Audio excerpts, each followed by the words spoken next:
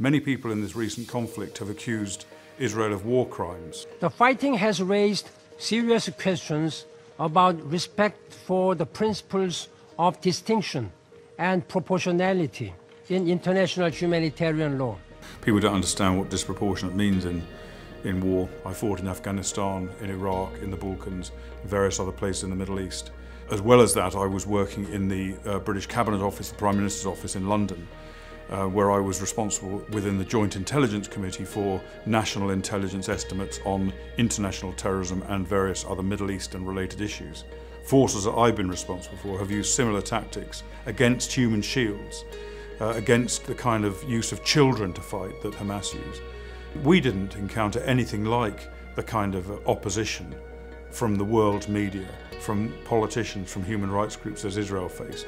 The Israeli action is disproportionate. So far, no Israelis have been killed in the latest round of violence, while on the other side, 89 Palestinians have lost their lives. The imbalance in casualties that we're seeing right now has been replicated in every single round of armed conflict between Israelis and Palestinians over the last 14 years. The principle of proportionality is a concept in the law of armed conflict, defined in the Geneva Convention. It doesn't relate in any way to you've got 2,000 Palestinians dead and 100 Israelis dead. That doesn't even come into it.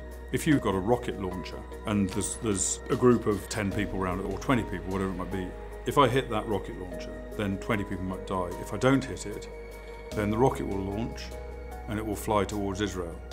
Now, it might be knocked out of the sky by Iron Dome, but you can't assume that. You've got to assume it won't be. You've got to assume it's going to go into a schoolroom and kill 30 people, or even 10 people, or 5 people. And therefore, by attacking that, that's proportionate. It's proportionate to the risk that would be presented if you didn't attack it. That's the proportionality principle.